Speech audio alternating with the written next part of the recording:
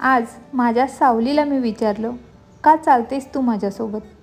तर माझ्या सावलीने खूप छान असं उत्तर दिलं, माझ्याशिवाय आहे तरी कोण तुझं? जे आपण नाते आपले सगळं आपण ज्यांना मानतो ना, कधीतरी एक वेळ असा येतो की आपलं कोणीच आपल्यासोबत नसतं.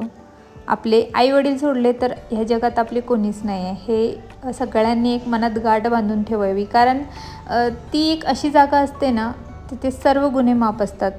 आपलं चुकू दे, नाही चुकू दे, ती एक अशी जागा असते तिथे आपण काही मनसोक्तपणे सगळ्या गोष्टी करू शकतो. मनातले सगळे भाव आपण त्यांना सांगू शकतो. आपलं काय होतं आहे, काय चुकतं आहे, हे सगळं ते समजवून सांगणार. बाकीचं कोणीच या दुनियेत तुम्हाला सांगणार नाही. मग तुमचा नवरा असो, तुमचे सासरचे असो की तुमचे मुलं असो. एक काळ असा येतो की मुलंही मोठे होतात आणि त्यांच्या ते ह्याच्यात लागतात. पण आई-वडील एक अशी जागा असते की तिथे आपण सगळ्या गोष्टी मांडू शकतो. आपले दुःख, आपल्याला होणारा जो त्रास आहे तो सगळ्या गोष्टी आपण तिथे सांगू शकतो.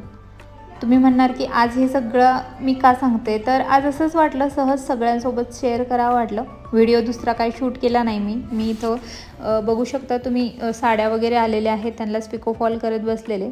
पण मी एक गोष्ट खूप जवळून अनुभवली आहे. आपण सगळ्यांच्या सोबत असतो ना, जेव्हा एक समूहामध्ये एकटं राहण्यापेक्षा आपण आपल्या मनाला जे आपल्याला आवडते ते करण्यामध्ये आपला टाईम वेस्ट करावा. लोकांच्या मागे किंवा माझं ऐका किंवा कोणासाठी वेळ देणं, आपला जो हा खूप मौल्यवान असा जो टाईम आहे तो आपण लोकांसाठी घालवत असतो. त्यांच्यासाठी आपण झिजत असतो.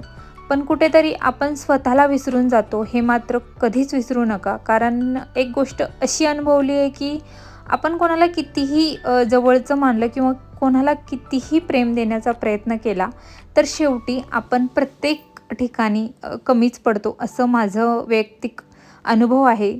तर ज्या लेडीज आहे माझ्यासारख्या गृहिणी आहेत त्यांना सांगेल, तुम्ही लोकांना तुम्ही काय आहे हे सिद्ध करून दाखवण्यापेक्षा तुम्ही कसे आहात, तुम्ही स्वतःला टाईम द्या.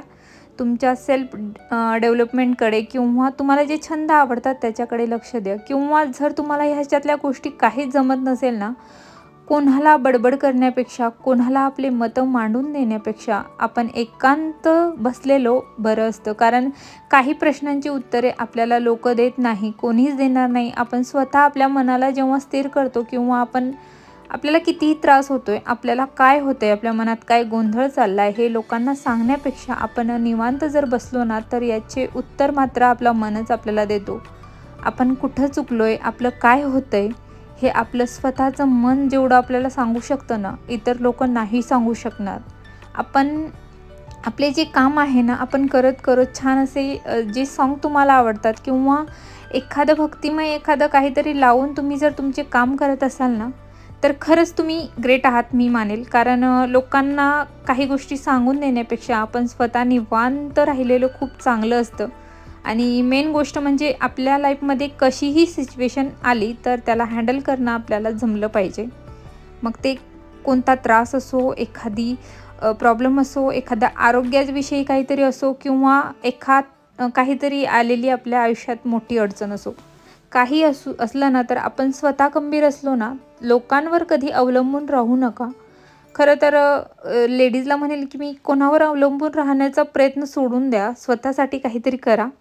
2 पैसे वाचवा. कारण टाईम आला ना, तर लोकं असं सांगून देतात की काही गोष्टी सांगून देतात की हे माझं आहे, हे असं आहे. आपण त्यांच्यासाठी काय केलं आहे हे सगळं विसरून लोकं आपल्यावर बोटं उचलतात. त्याच्यापेक्षा आपण स्वतःच्या कामात धुंद असलेलं कधीही बरं. लोकांना घरातल्या कामात आपण किती झिजत असतो, पण आपल्याला कधीही कोणी विचारणार नाही की तू एवढं केलं आहे, तू हे केलं आहे, ते केलं आहे.